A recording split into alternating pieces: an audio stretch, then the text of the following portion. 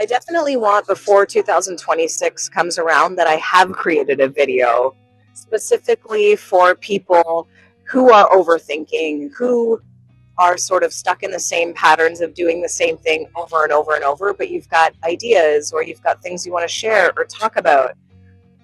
I would have never, ever, ever realized how much I love live streaming had I not just took a chance on trying it. It started with Whatnot. I was talking about journaling and something I believe in. And from that point, I connected with people online and realized how beautiful it was that you could actually develop a connection and care about a person that you've been communicating with on a live stream. And that took me to YouTube, live streaming on YouTube, meeting so many wonderful people from around the world. I look forward to reading your comments. I look forward to engaging online.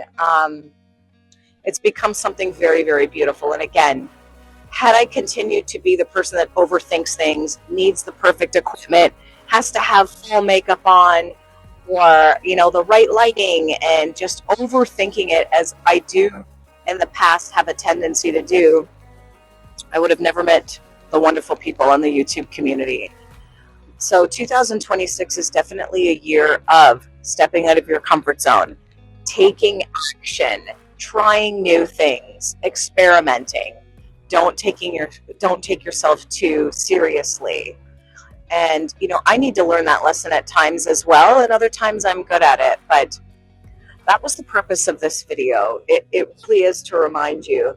I mean, I got my coaching certification this year.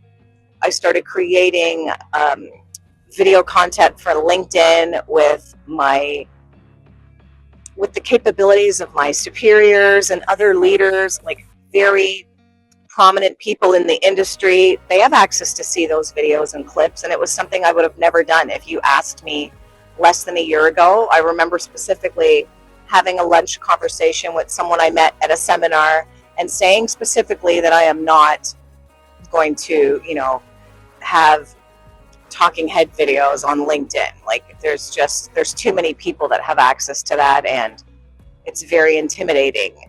But somewhere along the line, I said, F it. And I started doing it. And I've received so many private messages and even public comments from, senior level VPs in the industry that have reached out specifically, even privately, to say that they appreciate the content. They don't typically comment on LinkedIn, but they appreciate the content. Here on YouTube, I share more because this is a different space for me. You see my family photos of me, of my life. On LinkedIn, I don't have that, and I don't plan to. But here, this is a safer space for me to create. I can talk about God. I could talk about the universe, which is not something that I would bring to LinkedIn, but it's something I believe in. So again, if you've ever had a hobby that you wanted to try, it doesn't have to be something online that you post for everyone to see if that's not what you're comfortable with. But if it is something beautiful and interesting, why not? I mean, worst case scenario, you have it documented. This beautiful hobby, the things you like to do, even just B-roll with your family. Look, that's my beautiful husband. So lovely. He doesn't have social media, and he doesn't have anything to do with this stuff, but he's still supportive of me because he's a good man and he loves me. And here he is letting me do my first talking video in the car like this, which I hope the sound is good, because this really makes sense. I mean, if we have to run an errand anyway, and I can share some thoughts that encourage you, again, to step out of your comfort zone and try something new. That's how I discovered live streaming.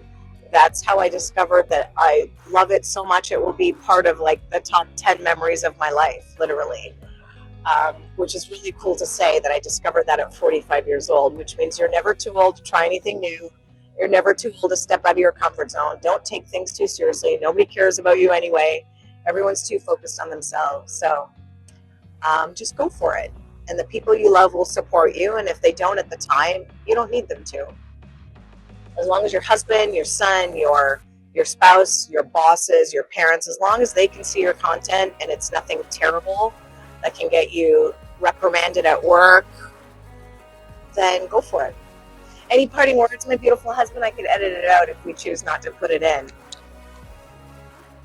I love you. I love you. Yes.